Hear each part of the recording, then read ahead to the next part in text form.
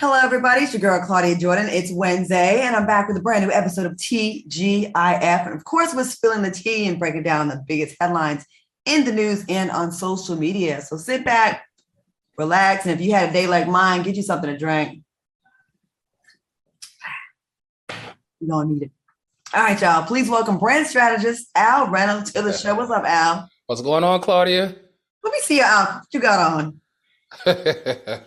Just I have on a vest, just a vest and a sweater underneath. Like you about to do a triple Lutz over there. Okay, you guys really like joking my outfits, don't you? You knew when you put that Last week I was a train conductor, and this week I'm doing what? A figure skater. I say Chrissy Yamaguchi tees. But I feel you, Al. You showing them y'all arm. consistent haters. I really do appreciate that. Are we haters or are we just calling? Okay. All right. Now, please welcome multimedia personality and talk show host Funky Dineva. What's up, Q? And you forgot to say figure skating Olympic judge. Oh, yeah. Oh, you the judge? I'm the judge. I can see Al being a figure skater. They're very muscular. I could too. Yeah. Long lines. And dancing and stuff. Is this what we doing tonight? It is. Is this what we doing tonight? It's giving me Nutcracker, Little Drummer Boy on Ice. Get out of here. 10. Listen, I need a laugh. I done told you about my little issue, say my crypto portfolio. I done lost.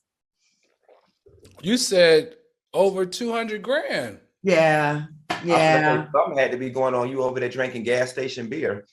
This is Cynthia Bailey's secret drink. Gas station beer. My mama used to drink them wine coolers. You know, only classy old school women who wear slips up under their dress drink wine coolers. my mama prided herself on, I don't drink, especially in front of my kids, but a wine cooler didn't count. Right. Like wine coolers. Did y'all used to drink Zima? Yes. Remember Zima? I don't know what Zima is, but how about Boone's Farm? Mad Dog 2020, Boone's Farm. I was ghetto, baby. So I used to get a Cisco every day after work. Every day? Every day? When I graduated college, I thought that's what grown people did, had a drink every day after work. So I was just doing it out of whatever.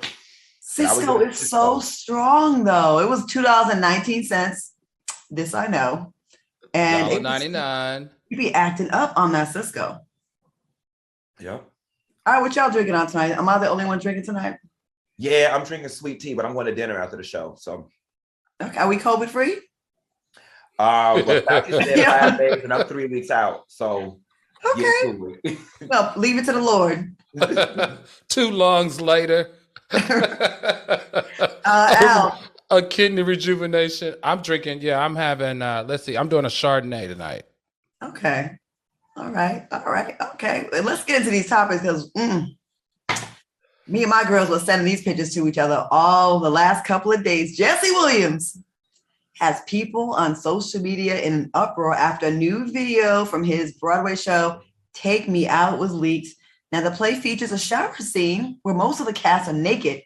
I'm talking full frontal nudity if y'all didn't see it. Now, audience members were, of course, required to lock their phones in pouches during the show. But, of course, someone snuck one in and someone broke the rule and posted a video from his performance on social media.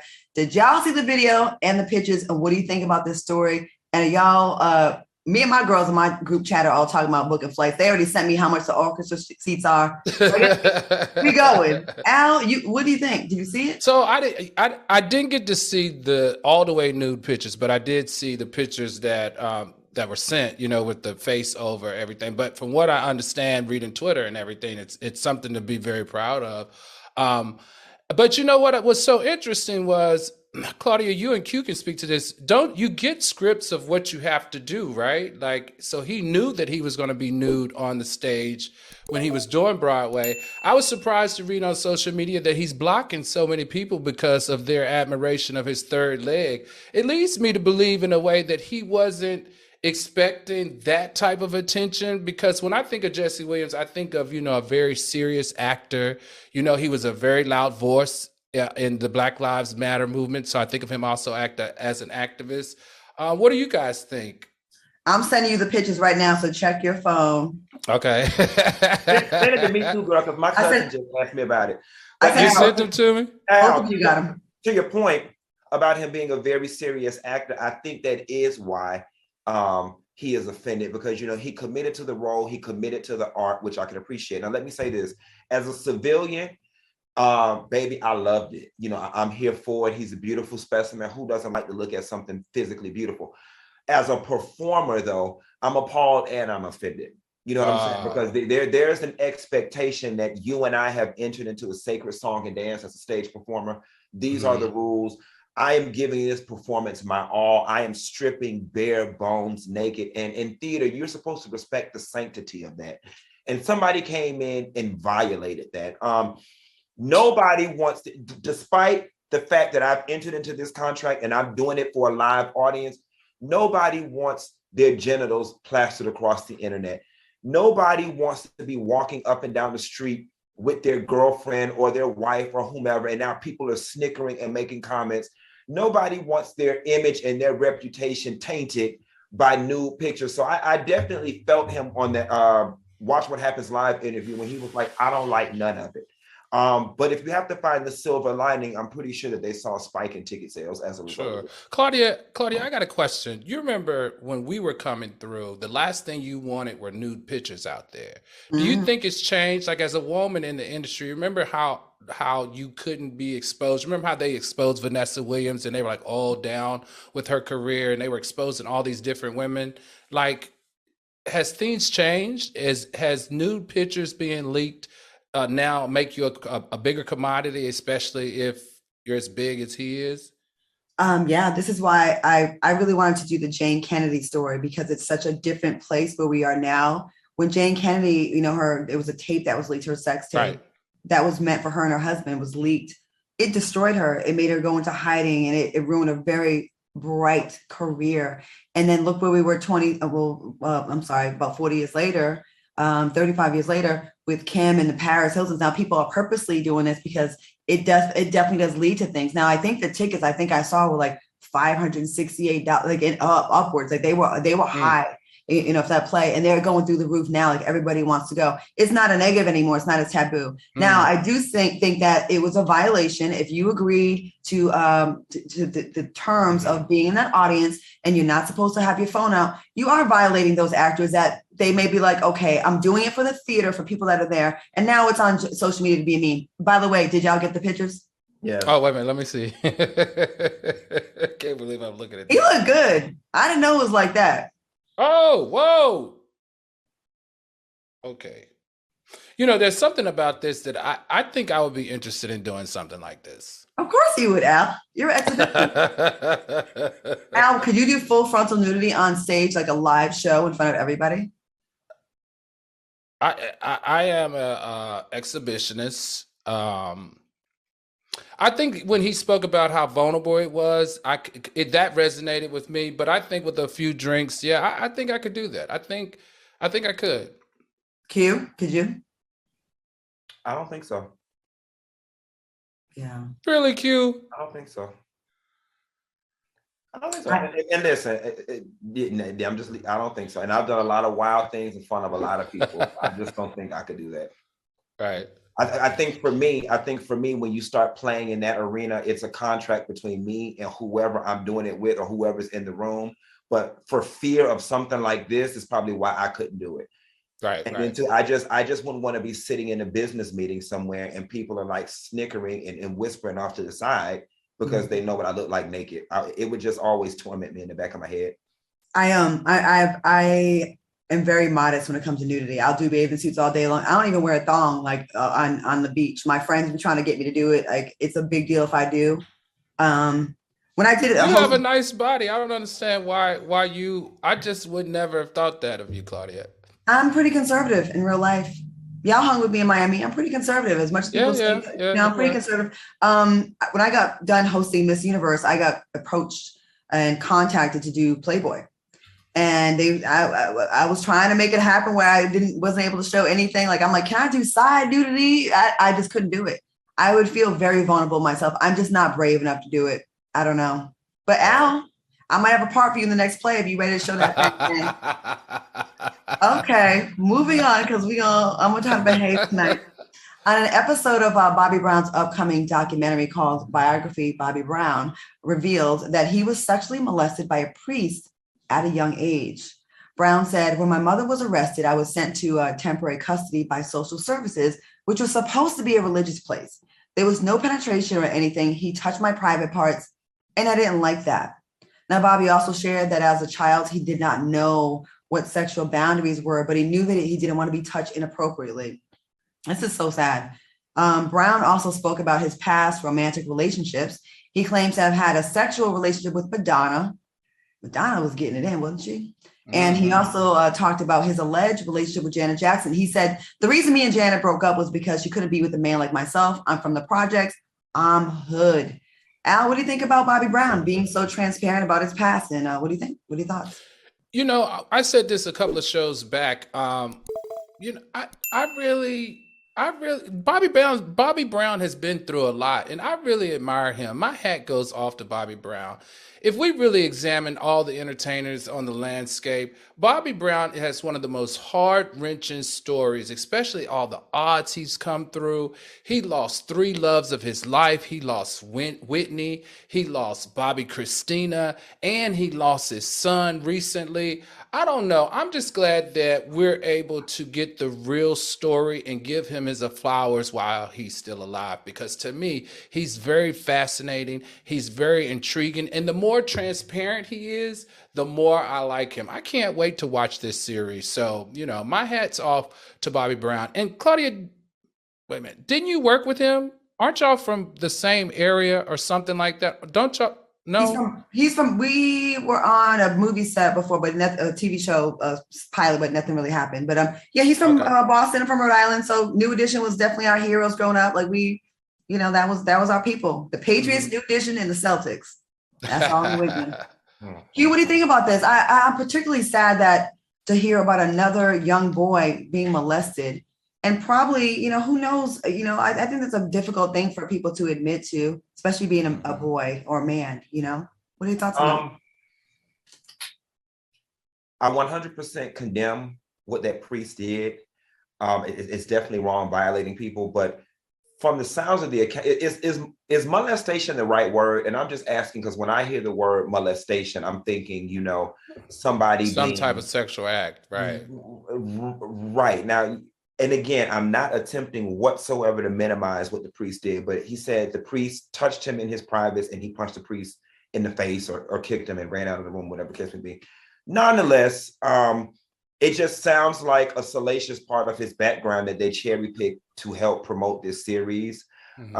I'm not in his head. I'm not in his therapist chair, but something in my spirit tells me that Bobby Brown is not sitting at home shaking and can't sleep at night because this incident happened. I don't know, just from the description of the account, molestation just sounds like a really strong word that evokes really strong emotions. And I don't know that this situation necessarily fits that. And I know I'm gonna catch a lot of backlash for what I'm saying, but I'm gonna disagree with you on that, because I've had a couple things happen to me in my life. Just picture yourself, although it wasn't penetration, and thank God it wasn't. And who knows if he's really telling us everything? Maybe he doesn't want to tell us everything, right? Mm-hmm. Imagine an old, gross man that you have no desire to touch you, even grabbing your penis, you know what I mean? Or grabbing your private parts, and you're a child. I think that would be kind of traumatizing, even if they didn't penetrate you, Yeah. I mean, it's never happened to me, so I don't know. But. Yeah. All right. Is it time? I think it's time for us to take a quick commercial break. Listen, we have a lot of stuff to talk about, including a story about a woman who was buried alive and woke up at her own funeral. Stick around. We have more TGIF after the break. Welcome back to TGIF. All right, soulmates, let's get into this story. In weird news, a woman's funeral in Peru was disrupted when she pounded on the casket lid from the inside. Now, when the casket was opened, the 36-year-old woman's eyes were wide open. She was transported to a hospital where she was immediately connected to a life support machine. Sadly, the woman died hours later. Oh my God, this is so terrible. Can you believe this story? Al, what do you think? Yeah. So you guys remember Lazarus, the character in the Bible in the New Testament who emerged from the tomb alive 4 days after his death? So there's a syndrome. It's called Lazarus syndrome. And it doesn't happen that often, but from 1982 to 2008, 32 people have actually died and come back alive. So we know that one actually occurred in Detroit in 2015. No, yeah, I think 2015. But one as recent as 2017, this happened in Ohio with someone around the same age as this Peru woman. So it's not something that's terribly uncommon, and it's also not something that we've never heard of. The interesting thing to me about this story is, why were they rushing so quickly to put this woman in the grave? Like in Peru, do they do it in 2 days? So because obviously or evidently in this case they rushed her funeral, and it wasn't short after. It was a very short period of time between the time that she no longer had a heartbeat and when she had the funeral that she then woke back up. So that's my question. What's the protocol in Peru, and why are they putting people under the grave? Like, does she have a big insurance policy or something? Did the family rush to get her in the grave so they can cash in? I want to know the real tea on this one. Well, they probably don't embalm. Granted, I never went to Peru, and I don't know if they're first world, second world, third world, part of my ignorance, but they probably don't embalm. You know, Jewish people bury like within 2 days. Right. And, Okay. and those that don't embalm bury really quickly.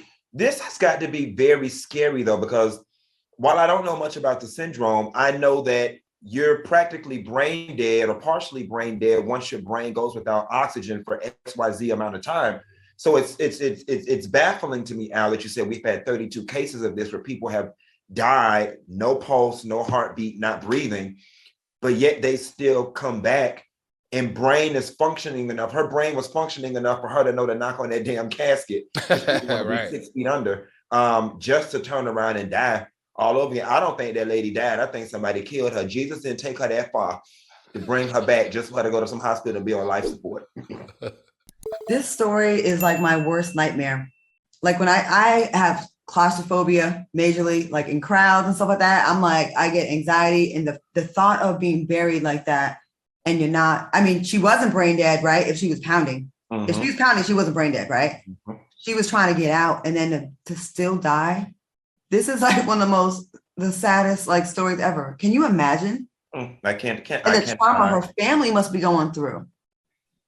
You know what? And praise the Lord, they didn't embalm. Could you imagine if they was cutting her up on an autopsy table and she came back to life? Right. Can you imagine that the person that it happened to in Detroit, that happened during COVID in 2020. Oh, wow. The person in Detroit that had died. And so what happens, from what I understand, with this Lazarus syndrome, you can basically present, like you cannot be breathing, the heart could stop. Most people don't wait for all the other markers. Like you said, Claudia, some people don't get embalmed because of their religious belief. So if that's the case, you know, how long do you actually wait before you put a person underneath the ground? Do y'all want to be cremated or buried? So initially, it's funny. I had actually told my father at one point that I had wanted to be cremated. I did, until my mom passed away, and I had a conversation with my stepmom one time, and my stepmom said, oftentimes people don't realize the funeral is not for you. Right. It's for the people that you leave behind. Yeah. And once I buried my mom, I realized I think more people than not need that physical closure of the body and the casket going into the ground. You need that. Yeah. So I want to be buried. Agreed. Al, how about you? So am I the only one? Like I actually am that type of person, and there are other people that do this too. I'm not the only one out there, but I will be planning my entire funeral. So I will be planning the program. I will be planning a video. I will be planning if I want the casket open or closed. I'll be planning who I want to sing and who I want to speak. Are you guys like that, or are you guys not so interested? Not at all. I know I don't want to live to be 120 years old. Like, I don't want to live I don't want to be in a state where I can't do anything and I'm just a bag of bones. I don't. That's very morbid. And I'm so practical. Like, what do I care? I honestly and truthfully, if you put my body at the bottom of a cruise ship, what do I honestly care at that point? I'm not here. I don't know what's going on. I can't feel nothing.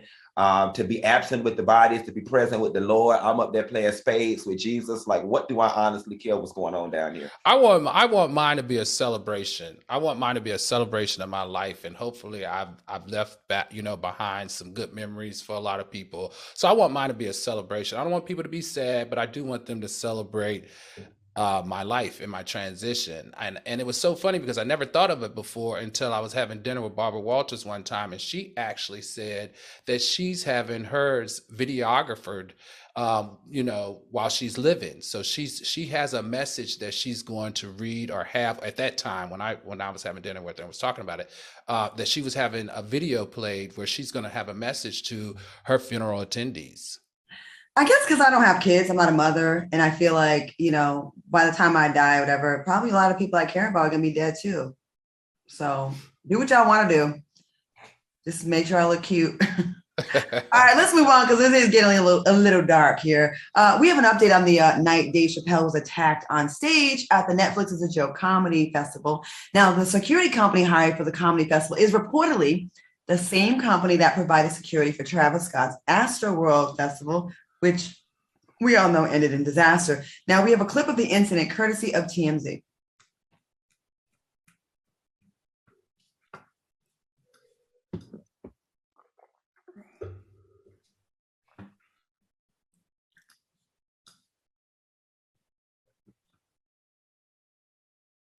So what do y'all think about this update that the same security company was used? Let's go to you, Q. What do you think about this? Optically, it doesn't look good. From a PR perspective, it doesn't look good, but I think people are connecting dots that don't need to be connected. Mm-hmm. Two random events, two random sets of circumstances, neither of which, in my opinion, were a direct reflection of failed security. Just like people say when crimes are committed, we need more police. Well, the police can't be everywhere at every second. Security could not have predicted. I don't know that a more security or a lapse in security would have stopped that incident that happened in a split second. They responded to it the way they needed to respond when it happened. And for that, I say kudos. The Astroworld situation was just a big tragedy that was a logistical nightmare from the administrative level, not at the base security level, in my opinion. So I think this is dots being connected that don't need to be connected. Okay. Al, what are your thoughts? So I have to disagree with Q on this one because as the reports have started to unfold, we know that there are three similarities between this lack of security, let's say, that paralleled Astroworld and paralleled this Netflix event with Dave Chappelle. Number one, security was alerted of a breach. Just like security was alerted of a breach at the Astroworld. He was actually warned, head of security was warned that there was a breach. We understand that there was a comedian that let security know that this young man had jumped a barrier and was headed toward the stage, and they ignored it. The second thing that we know that once again, they didn't have a real hiring process for the security people that were participating and being security guards here at this event, the same way at Astroworld when the young lady testified that they put a post up on Facebook and just hired random people to be security at Astroworld. And then the third thing was that there was a clear violation of safety protocol, which we've learned here with the Dave Chappelle thing, as people are starting to report that they were told just get people in as soon as possible. So they did not check everybody. And that's how he snuck by with a book bag, with could have been a weapon in it, but it was a prop weapon that could have held a knife. And we still don't know if there was a knife in there. So I feel like that this is a problem. You're the largest event security company in the country. you have a responsibility to protect, and that is protect the talent, the stage, as well as the attendees. And they failed to do it in two huge instances. And I think they need to be held responsible. It's sad now that I'm going to have to Google before I go to a concert or a festival to see who's doing security before I can feel safe in being there. There's at no time that making money should trump the lives of the attendees, period. Oh, but it does. Let me tell you, my little small dabbling in production, like putting on a play and seeing, and it's not in comparison to that, but just the principle of it. Let me tell you something. For every minute you go over in certain capacities, it's a dollar sign. And it starts to add up, people start to cut corners. And they're like, get them in their seats. If we go over in this venue 1 hour, it's going to be another $50,000. And, a lot of times people aren't willing to pay that. They're not willing to take away from their bottom line. I get it, though. So something else has to be figured out. You have to double up. You have to speed up the process and still be thorough.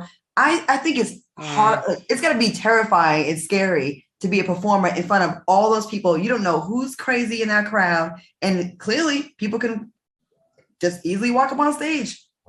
Easily walk up on stage. I'm just saying, I see why they do it. I'm not justifying it. I'm just saying, I see why they do it. They're interested in their bottom line. They're there to make money, and is it right? Hell no, it is not right. I get it, but in the astral world, we got deaths. We pay the fine, or pay the millions of dollars to settle. Pay the fine. Well, let me just say, after Al's soliloquy on security, I stand corrected. Let the record reflect. I stand corrected. We've got an update to the story of Mike Tyson punching the man on the airplane. Tyson will not face any criminal charges due to the other man's behavior during that flight. Now, the man was seen on a video provided by TMZ provoking Mike and allegedly threw a water bottle at him. The San Mateo County District Attorney said the conduct of the victim leading up to the incident resulted in their decision. I totally agree. Listen, when you're right, you're right. When you're wrong, you're wrong. And that man was totally looking for his moment. Q, what do you think about this? Al, they didn't have the same security company as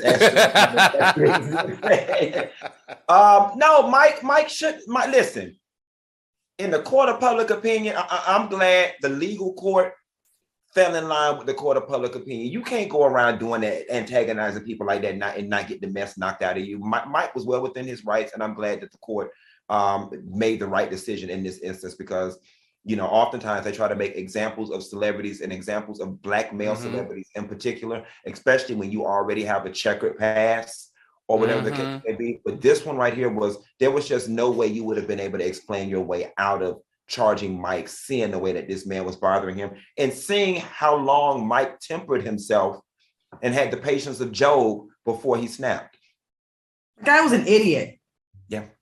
Al, what do you think about that? Hey, I can't agree more with Funky on this one. Now, this is one time that you're saying, thank goodness for social media. Thank goodness for public opinion. Thank goodness someone had a camera. Because you can imagine, like Funky said, when you have a spotted history that mirrors that of Mike Tyson, this could have gone either way. White boy's word against, a very kind of spotty pass of a talent. But in this case, the district attorney in California, Stephen Wagstaff, said this does not belong in the criminal system, and he kicked it out. And the good thing to know about this is that both individuals, after thinking about it and reviewing all the information, agreed that neither of them are going to take this any further. Now, in my opinion, if I was Mike Tyson, this is one time that I would take legal action against that guy, because he chastised him.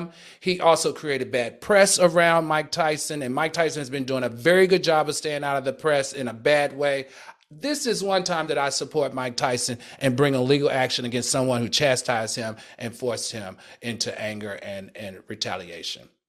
Y'all know I'm not a Mike Tyson fan, but I will say this. I definitely am a fair person. And I think just because someone has a bad history with things that they've done in their past, it doesn't mean that in this instant they're just automatically guilty. You know what I mean? Like, people just want to, like, people think, oh, if it's a prostitute, if the girl's a hoe, it can't be rape. She's a hoe. No, go by a case by case incident and determine, just pull it from there. He was totally in the right. And I'm glad it was filmed, because These people are just getting out of control, trying to get their damn moments on social media. Right. So let that be an example to you clout chasers out there trying to have a moment. Mm-hmm. All right, y'all, we're going to take a quick commercial break. We'll be back with more TGIF after this.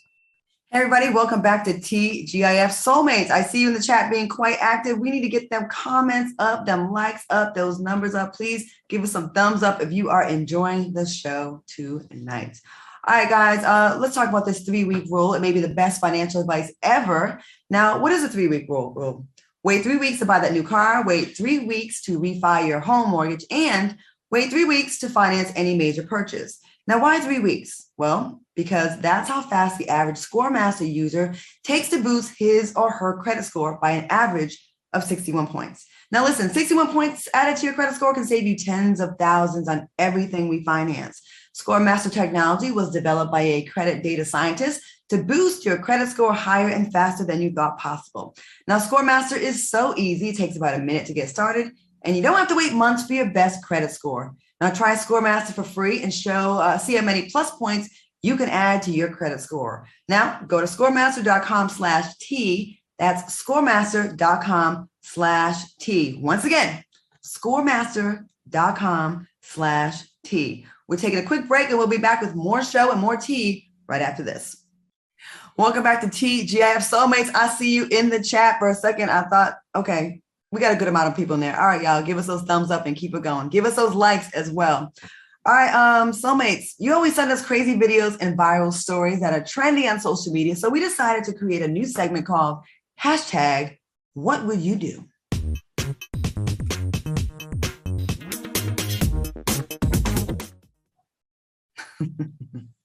All right, y'all, let's get into it. This is our first run at this. Now, Candace Owens decided to show up at former co-founder of Black Lives Matter, Patrisse Cullors' mansion.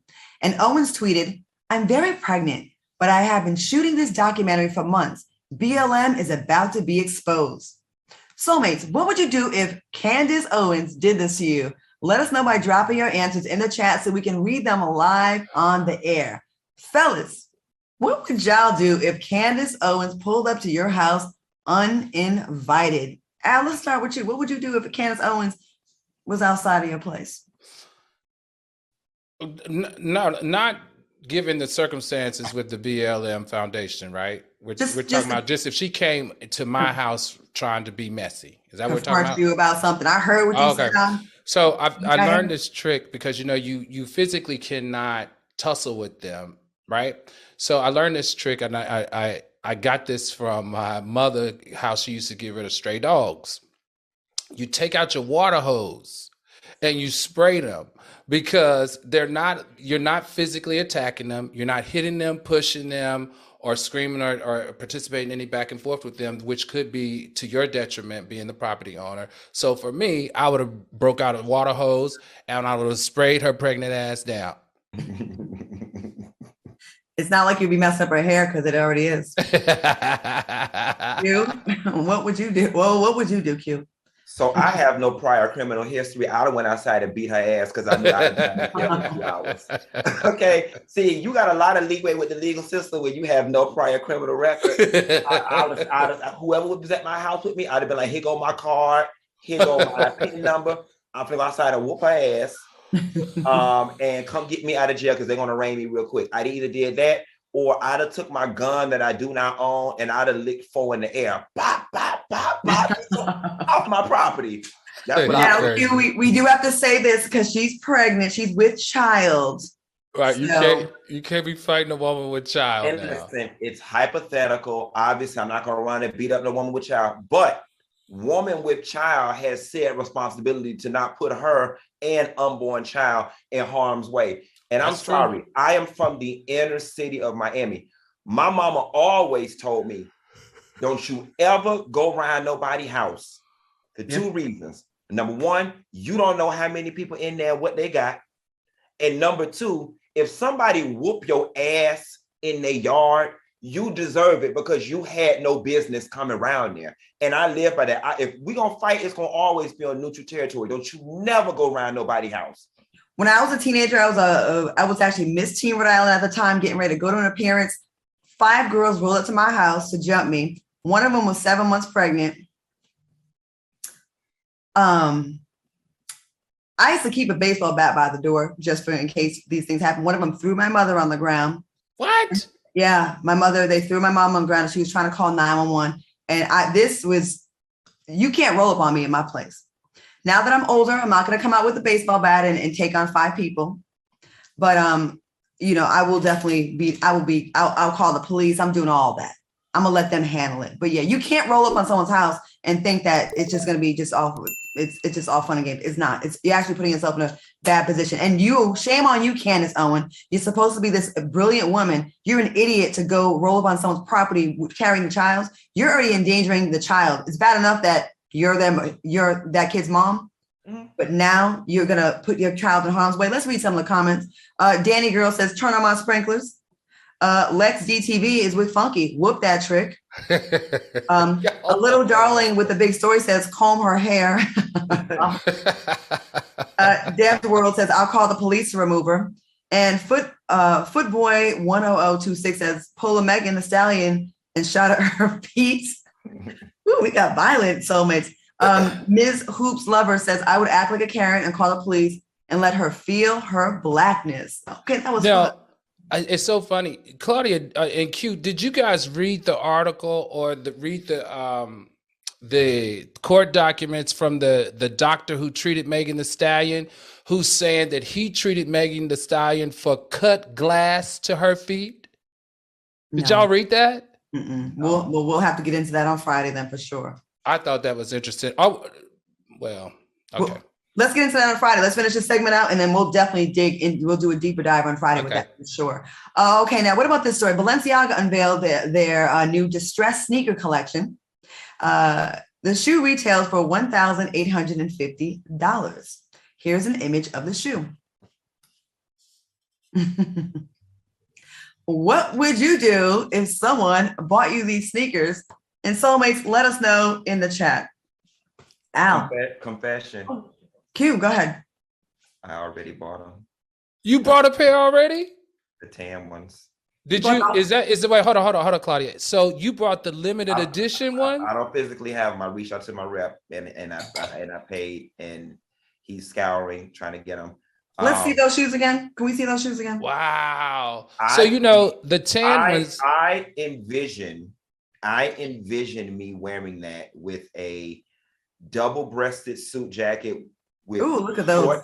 With shorts that match the suit and the juxtaposition between classy and ashy. And I think it can be chic. Just wait till I put it on. They giving dumpster dive. Obviously, but I think it can be dope when you're all diamonds and pearls up top, and then you have that going on down bottom. Obviously, those who are in the know are in the know. You know what I'm saying? Folks are going to know that you don't have on dirty sneakers and that you're not a bum. You actually got on, you know what I'm saying, some relatively high-end sneakers. I think it could be a cool piece of walking art. So wait a minute. Making too much money over there. That's all. You making a lot of money. Q making all that money. Q. So let me ask you: did you buy the Fracta bag? No. Okay. No. Al, what would you do if someone bought you? Say someone that's trying to get at you. Wanted to wine and dine. If they bought me a pair of those. Mm-hmm. What size shoe you wear, Al? By the way, I wear a size 12. I probably would sell it. I probably would rock it one time and then sell it. But Demna is known for this type of shock value type of marketing as the creative director over there at Balenciaga. I think they know something. They know that people like Q definitely are a target. Only thing I don't understand is Balenciaga's target market is successful women between the ages of 22 and 36. And successful women, I don't see them wearing these shoes or these types of shoes. I bought some Balenciaga the other day, but they were the sock ones. Yeah, I don't understand that. Chat, soulmates, we want to hear what you guys would do if someone bought you these shoes. It's a statement piece, right? Can you think about it? The rich, little successful, little Asian, little white ladies walking around, they got on their, Cartier, and they carrying their big bags and they all done up, and then you look down and it's like, bam, what is that? You know what I'm saying? But again, those who are in the know are in the know. You know what I'm saying? Those who don't know about fashion or designer goods are going to think, oh, she got on some raggedy shoes. Those who are posh and chic and in the know are going to be like, oh, she's on trend. You know what I'm saying? So it's one of those things. Let's go to the comments. Kimberly Hart says, take them back. How you say it? Hobby's World said, oh, no, girl, not me. Antoine Addison says, I love them actually. And Miss B for real says, you can literally make your own like that. E from Phoenix says, Al's on eBay. And Happy no, I'm D- on the real. Oh, yes. That's a great website. And Happy Didi says, N-word, please. Oh. One more. And Just Jane 9115 says, I take them back, get the money, and buy me something that I like. That's right. All right. Fun. That was a fun segment. I like hearing what the soulmates have to say about that. All right, y'all. We're going to take a quick commercial break. We'll be back with more show. Welcome back to TGIF. All right, let's get into this. Now, during the interview with Fat Joe, Wendy Williams says she will return to her show in September. But people are saying that the possibility of Wendy returning to her show logistically won't work, since Sherri Shepherd has already gotten Wendy's time slot. What are your thoughts on Wendy's claims? Alice, go to you first.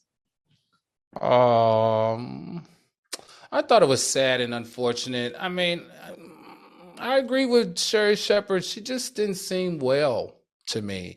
But let me tell you, the funny thing to me was that production companies are responding to blogs now. Let me find out, Deb, it's called Debmar Mercury, right? Let me find out they watching TGIF on the low. Hey. Oh, they are. There's a lot of they fans. watching TGIF. Yeah. Come on, Lionsgate Properties, subsidiary owners. Come on, Lionsgate. We ready for our own show, aren't we, guys? That's a plug away during someone's demise. My shameless plug. But anyway, back to Wendy Williams. We know that Jason Lee over at Unlocked has reported that, like I reported months ago, that there's a huge podcast deal that's on the table in the neighborhood of around 100 million. So, like I said, I think that I see that for Wendy. I just think it's unfortunate that Wendy feels like that she has to do press, that she has to speak. Wendy fans are so loyal and we like her so much that we would rather wait for her to get well than see her do unnecessary press and not appear well. So that would be my one bit of advice to Wendy. We love you enough, Wendy, that you can go away for a year. Unlike other people in the entertainment industry, if you step away from your job, you might be concerned that somebody might step in your space and steal your light. I really don't think there's anybody in the game right now that can steal Wendy's light. And I would rather her step away for a year, get well, get healthy, and come back. And I think your fans are going to be there waiting. Okay. Q, what do you think? What are your thoughts? You know, this is a tad bit concerning because at this point, it is lending itself to something is going on with Wendy mentally. Soulmates, we know hands down, without a doubt, Sherri Shepherd has all of Wendy's old time slots and she has all of her staff. She has Suzette, she has Norman Baker, she has one other person that's going to be on the floor. We know that hands down for a fact. So Wendy's show is not coming back as the Wendy show we knew physically or in that time slot. Now she has another show on another network and it's going to be called Wendy 2.0. That's to be determined. But I'm also concerned with the social media video Wendy did recently talking about her money. Her money is still sold up at Wells Fargo. And she was talking in circles. She just kept saying, I want my money and it's unfair. And to, I'm just using a fake name here, and to Michael Williams and Suzette Johnson, you know, you called Wells Fargo and I want my money and it's unfair. And she just kept talking in circles. And it was like, you know, something is a little off with her cognitive skills in that moment. So I'm a little concerned, but time will tell. Again, it's an unfortunate situation for both Wendy and for Sherri. You know what I mean? Like being in that position, you know, if you're a Wendy fan, you're going to believe that it was stolen from her and you don't want to believe that Wendy's in bad shape. You know, if you're not, you're going to be like, hey, it's all fair. It's all fair game. And it sucks that this negative cloud is going to be around Sherri's show for some people. a lot of people are happy for her because she definitely works really hard and she's good at what she does. But it sucks that there's this thing that's going to be kind of following the show for a while. You know what I mean? When they're both good, they're both bomb, they both paid many, many, many dues for a long time. When she said it, and she said, Wendy, when she said that her show's coming back, she really believes it. Like, it sounded like she really is believing what she's saying. So, Claudia, I got a question for you. They're mad at Fat Joe for even doing this interview, you know, because Fat Joe is a substitute host. Yeah. Do you think that that's fair? Yes and no. I guess his, you know, being part of the Wendy family, you know, it's kind of the Wendy show family now is probably part of his job. The expectation is protecting the, you know, talent, that show now. So they probably, I wouldn't be surprised if they didn't ask him to go back, although he should. I think him and Remy Ma have been excellent filling in on that show. They have been great on that show. I personally, I like them a lot, but I think that they probably will be penalized. He'll probably be penalized for that. It may be seen as like insubordination a little bit, or, you know, kind of stirring the pot. I agree with you. I do think that on the, it's a slight conflict of interest, but y'all got to also understand too, when you got money, it's not your primary job. I'm a rapper, not a talk show host, and this person is my friend. To hell with that damn job. Yeah. Because that's something I would do. To hell with the job. I don't need the daily rate. It's cool. This is not what I do for real. And that's my friend. And maybe he has some more insight that we don't have. You know what I'm saying? Like, I'm sure he's got his ears there. He's seeing things that we're not able to see. And you know what I mean? There's a reason why he did that. And then too, a lot of people live by, it's better to ask for forgiveness than permission. You didn't tell me I couldn't do it. That's right. And I'm not a mind reader. And my contract don't say I can't do it. Now what? Exactly. And if you try to suspend me, I'm gonna have my lawyers call y'all. Now what? I'm gonna interview her, and I'm showing up to work next Wednesday. What's the call? What you gonna do? What you gonna do? Speaking of contracts, Diddy announced the launch of his new R&B label called Love Records via a deal with Motown Records. Here's his announcement. The label will be dedicated to R&B music and will release singles and collaborative projects from a collective of world-class artists, producers, and songwriters. Al, what do you think about Diddy's return to music? Hey, there are two things that I know for sure, right? One is that we know the music is going to be good, at least for people my age. That man can make some good music now. We're going to be dancing to that music. That's number one. Number two, I think it's safe to say that if we examine Diddy's track record with signed artists, that anybody that signs with Diddy in 2022 deserves whatever the outcome is. He has a track record, right? He has a track record of having issues with people that are signed to his label. Either they're not getting paid or they have short-lived entertainment lives, and they usually don't end up on the right side of the fence, right? Is that a fair assessment, Q? What you think? Like, who on the Bad Boy label is still killing it? Nobody. You know, I already gave a rundown of his roster. You know, Diddy did say in an article that I read within the last year about his reputation that he planned his next label was going to be like the label mates would have equity in the company, and they would, you know, it would be more fair, so on and so forth. You know, I hope he holds true to that. I'm a huge R&B fan. Y'all know I will slow wind and slow grind you down to the ground. I love me some R&B. So the fact that, you know, Diddy is making a label solely committed to R&B really excites me. But something tells me a zebra doesn't change its stripes. And you know, this is how this man has made his profits. I don't see much changing in the way he engineers his contracts. He may give them the illusion of inclusion, but a zebra doesn't change its stripes. I hope Diddy takes this opportunity to rebrand himself. I mean, I know he's, you know, maybe stuck in his ways, but knowing all the press he's gotten and all the artists that have come out, and especially the past year or so, like, use this opportunity, Diddy. You're brilliant. You're good at what you do. You pop in. You know, you're a tastemaker. You're a star maker. Now be a salary maker. Be someone that can make successful people that actually have some money and some equity. If you can turn this around and really change the narrative, you can go down as one of the great like on both sides, like to the artist and to the consumer. And I hope you really take this opportunity because you dope at what you do, but be dope and pay those people, and then we can really embrace your entire career, like leaving a high note. All right, y'all. We don't have that much time before we go. We have a lot. You know what? We're gonna have to pick up a lot of these stories on Friday. But real quick, if you're in a funk, maybe because of Mercury retrograde, and McDonald's has your back, they're doing a 2-day giveaway that includes a sandwich or a burger, and to top it off, you'll get a tarot card reading. Mercury retrograde is kicking my butt right now. Are y'all cool with this? Would y'all go get a tarot reading from McDonald's? No, but they can give us a free high C orange and a free fish fillet light on the tartar.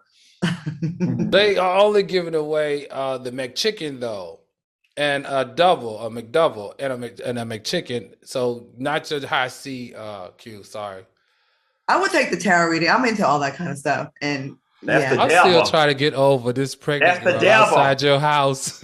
That's the devil. I'm black like this and not like this. That's the devil. It's not. All spirits are not bad. All right, I'm still trying to get over this person outside Claudia's house pregnant when she was. I want to thank my co-host Al Reynolds and Diva. Stay tuned for Turned Out with T.S. Madison. We'll see you Friday. Bye.